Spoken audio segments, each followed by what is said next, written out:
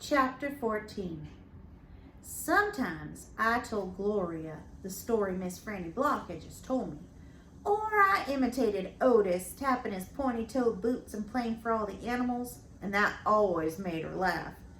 And sometimes I made up a story and Gloria Dump would listen to it all the way through from beginning to end. She told me she used to love to read stories, but she couldn't anymore because her eyes were so bad. "Can you get some of those really strong glasses?" I asked her. "Child, they don't make glasses strong enough for these eyes." One day when the storytelling was done, I decided to tell Gloria that Otis was a criminal. I thought maybe I should tell an adult about it, and Gloria was the best adult I knew. "Gloria," I said. "Mm-hmm," she said back. "You know Otis?" "I don't know him, but I know what you tell me about him." "Well, he's a criminal. He's been in jail. Do you think I should be afraid of him?" "What for?" "I don't know. For doing bad things, I guess.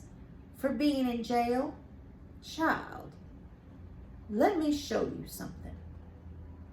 She got up out of her chair real slow and took a hold of my arm. "Let's the two of us walk all the way to the back of this yard." "Okay," I said. We walked and Winn-Dixie followed right behind us. It was a huge yard and I'd never been all the way back in it. When we got back to a big old tree, we stopped. "Look at this tree," Gloria said. I looked up. There were bottles hanging from it, just about every branch. There were whiskey bottles and beer bottles and wine bottles, all tied up with string, and some of them were clanking against each other and making a spooky kind of noise. Me and Winn-Dixie stood and stared at the tree, and the hair on the top of his head rose up a little bit, and he growled deep in his throat. Gloria Dump pointed her cane at the tree. "What do you think about this tree?" I don't know," I said. "Why are all those bottles in it?" "To keep my ghosts away," Gloria said. "What ghosts?" "The ghosts of all the things I done wrong." I look at all those bottles on that tree.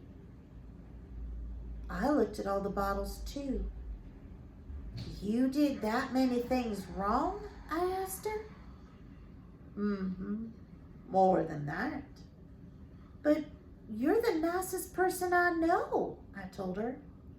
"Don't mean I haven't done bad things," she said.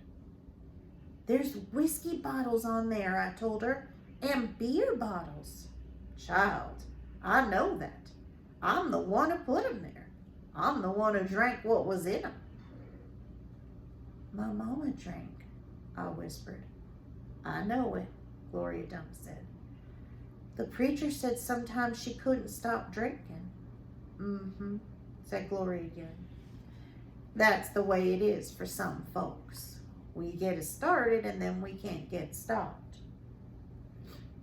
"Are you one of those people?" "Yes, ma'am, I am, but these days I don't need anything stronger or drink anything stronger than coffee."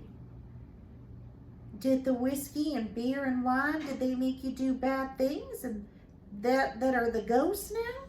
"Some of them," said Gloria Dump.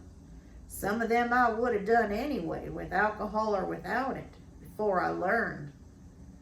"Learned what?" "Learned what is the most important thing." "What's that?" I asked her. "It's different for everyone. You'll find out on your own.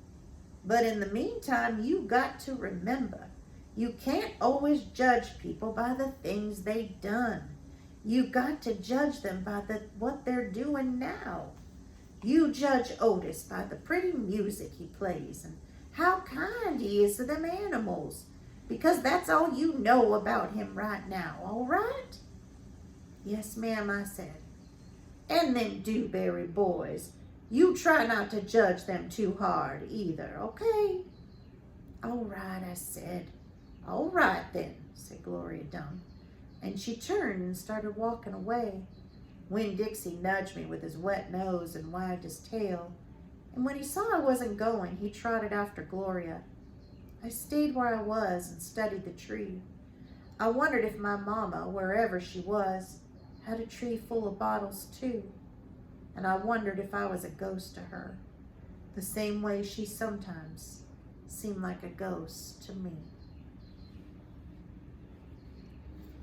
Chapter 15.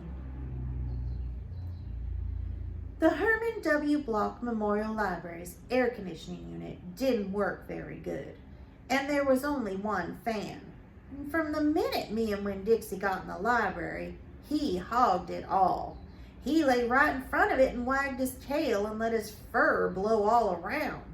Some of his fur was pretty loose, and it blew right off him like a dandelion puff. I worried about him hogging that fan, and I worried about the fan blowing him bald. But Miss Franny told me not to worry about either thing, and that Winn-Dixie could hog the fan if he wanted to, and she'd never in her life seen a dog made bald by a fan. Sometimes when Miss Franny was telling a story, she'd have a fit. They were small little fits, and they didn't last long. But what would happen was she would forget what she was saying. She would just stop and start to shake a little like a little leaf. And then when that happened, Winn-Dixie would just get up from the fan and he'd sit right at Miss Franny Block's side. He would sit up tall, protecting her with his ears standing straight up on his head like soldiers. And when Miss Franny stopped shaking and started talking again, Winn-Dixie would lick her hand and lie down in front of the fan again. Whenever Miss Franny had one of her fits, it reminded me of Winn-Dixie in a thunderstorm. There were a lot of thunderstorms that summer, and I got real good at holding on to Winn-Dixie whenever they came. I held on to him and comforted him and whispered to him and rocked him, just the way he tried to comfort Miss Franny when she had her fits. Only I held on to Winn-Dixie for another reason too. I held on to him tight so he couldn't run away. It all made me think about Gloria Dump. I wondered who comforted her when she heard those bottles knocking together, those ghosts chattering about the things she'd done wrong. I wanted to comfort Gloria Dump, and I decided that the best thing to do would be to read her a book, to read it to her loud enough to keep the ghosts away. And so I asked Miss Franny, I said, "Miss Franny, I've got a grown-up friend whose eyes are going on her, and I'd like to read her a book out loud. Do you have any suggestions?"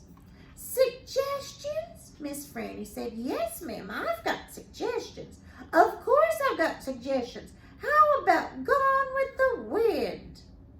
"What's that about?" I asked her. "Why, it's a wonderful story about the Civil War."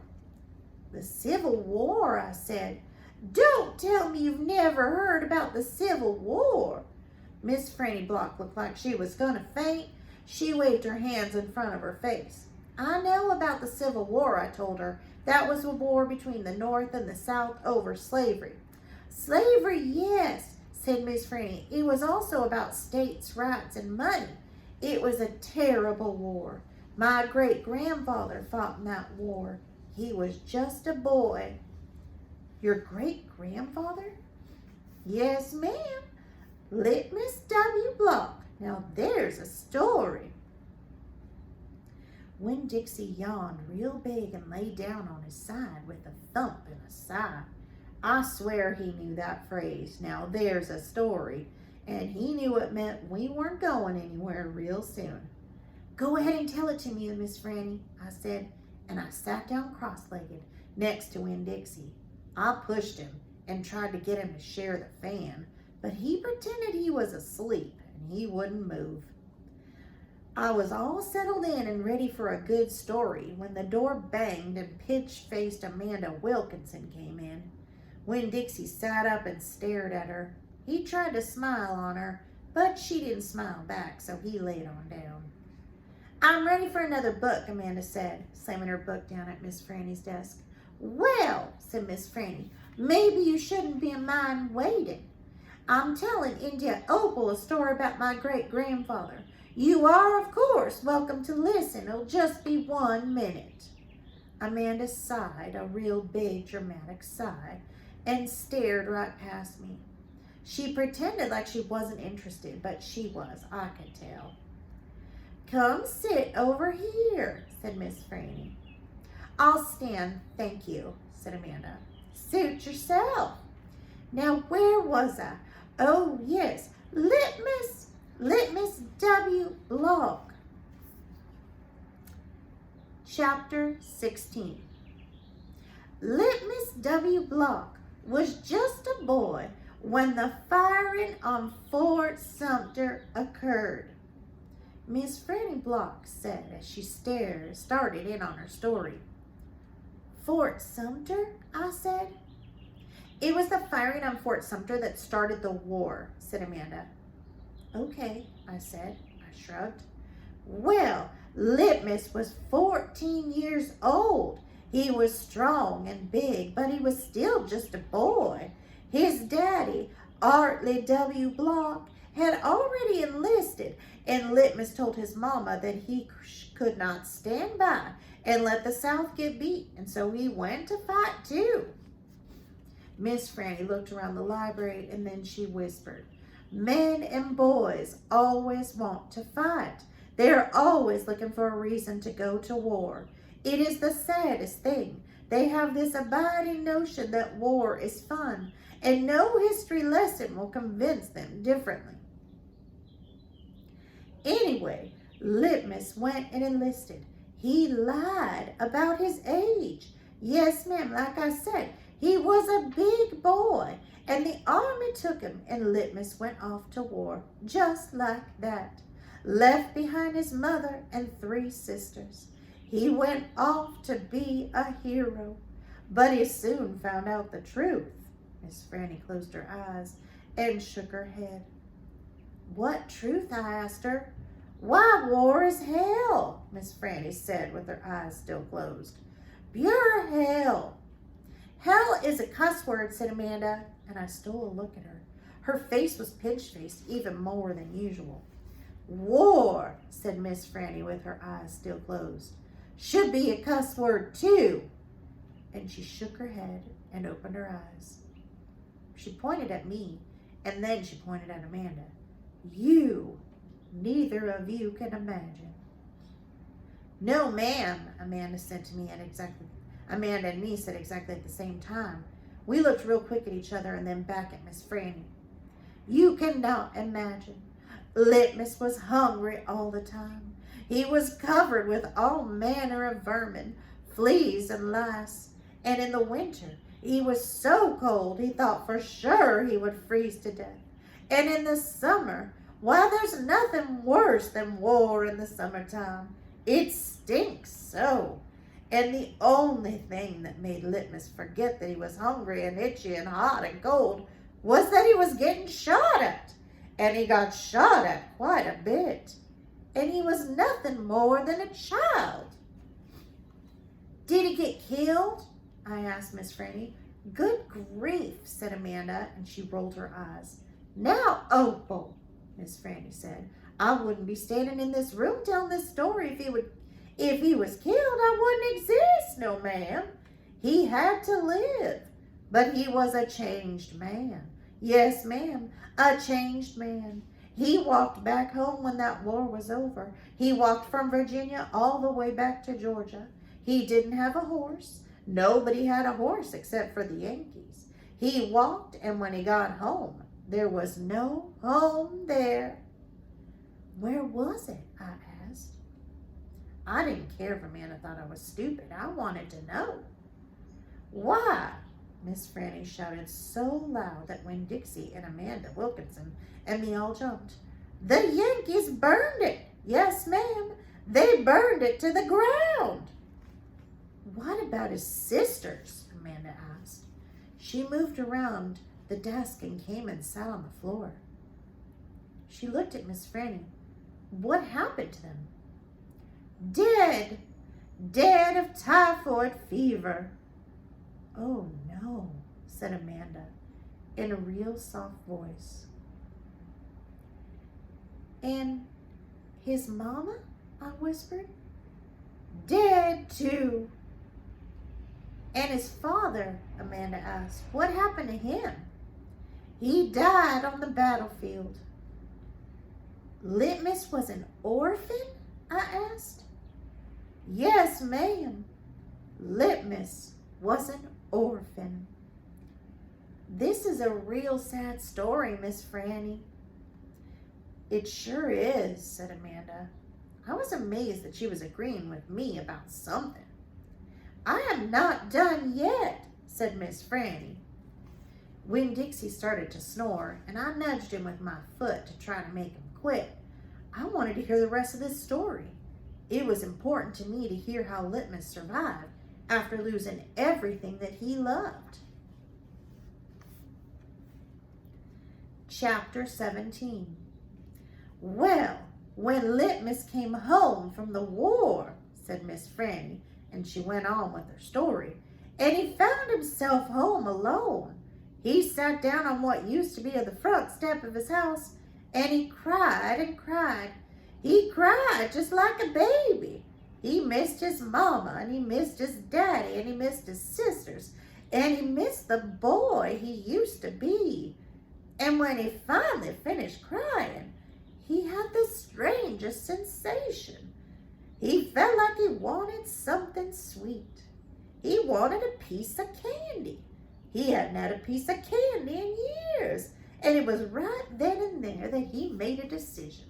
Yes, ma'am, Litmus W. Block figured that the world was a sorry affair, and it had enough ugly things in it, and what he was going to do was concentrate on putting something sweet in it. He got up and he started walking. He walked all the way to Florida, and the whole time he was walking, he was planning. Planning what? I asked. Why, planning the candy factory. Did he build it? I asked. Why, of course he did. It's still standing out there on Fairville Road. That old building? Said Amanda. That spooky one? It's not spooky. It was the birthplace of my family fortune. It was there that my great-grandfather manufactured the Litmus lozenge, the candy that was famous the world over. I've never heard of it, said Amanda. Me neither, I said. Well, they aren't making them anymore. The world, it seems, lost its appetite for Litmus lozenges, but I still happen to have a few. She opened up the drawer of her desk, and it was full of candy. She opened the drawer below that, and it was full of candy too. In fact, Miss Franny Block's whole desk was full of candy. Would you care for a Litmus lozenge? She asked Amanda and me. Yes, please, said Amanda. Sure, I said. Can Winn-Dixie have one too? I've never known a dog that cared for hard candy, but he is welcome to try one, said Miss Franny. Miss Franny gave Amanda one Litmus lozenge and me two. I unwrapped one and held it out to Winn-Dixie. He sat up, sniffed it, wagged his tail, took the candy from between my fingers real gentle. He tried to chew on it, and then when that didn't work, he just swallowed the whole thing with one gulp. Then he wagged his tail at me and lay back down. I ate my Litmus lozenge real slow. It tasted good. It tasted like root beer and strawberry and something else. I didn't have a name for something that made me feel kind of sad. I looked over at Amanda. She was sucking on her candy and thinking hard. Do you like it? Miss Franny asked me. Yes, ma'am, I told her. What about you, Amanda? Do you like the Litmus lozenge? Yes, ma'am, she said. But it makes me think about things I feel sad about. I wondered what in the world Amanda Wilkinson had to feel sad about. She wasn't new in town. She had a mama and a daddy. I'd seen them with her in church. There's a secret ingredient in there, said Miss Franny. I know it, I told her. I can taste it. What is it? Sorrow, said Miss Franny. Not everyone can taste it. Children especially have a hard time seeming to know what's in there. I can taste it, I said. Me too, said Amanda. Well then, you've probably both had your share of sadness then. I had to move away from Watley and leave all my friends, I said. That's one sadness I had. And Dunlap and Stevie Dewberry always picking on me. That's another sadness. And the biggest one, my biggest sadness, is that my mama left me when I was still small, and I can hardly remember her. And I keep hoping I'll get to meet her and tell her some stories. It makes me miss Carson, said Amanda, and she sounded like she was going to cry. I have to go. And she got up and almost ran out of the Herman W. Block Memorial Library. Who's Carson? I asked Miss Franny. She shook her head. Sorrow, she said. It's a sorrow-filled world. But how do you put that in a piece of candy? I asked her. How do you get that taste in there? That's the secret. That's why Litmus made a fortune. He manufactured a piece of candy that tasted sweet and sad, all at the same time. Can I have a piece of candy to take to my friend Gloria Dump, and another one to take to Otis down at Gertrude's Pets, and one for the preacher, and one for Sweetie Pie too? You can have as many as you want, said Miss Franny. So I stuffed my pockets full of Litmus lozenges, and I thanked Miss Franny for her story. And I checked out Gone with the Wind, which is a very big book. And I told Winn-Dixie to get up, and the two of us left, and we went over to Gloria Dump. I rode right past the Dewberry's house. Dunlap and Stevie were playing football in the front yard, and I was just getting ready to stick my tongue out at them. But then I thought about what Miss Franny said about war being hell, and I thought about what Gloria Dump said about not judging them too hard. So I just waved instead. They stood and stared at me. But when I was almost all the way past, I saw Dunlap put his hand up in the air and wave back. Hey, he hollered. Hey, Opal. I waved harder, and I thought about Amanda Wilkinson and how it was neat that she liked a good story the same as I did. And I wondered again, who was Carson?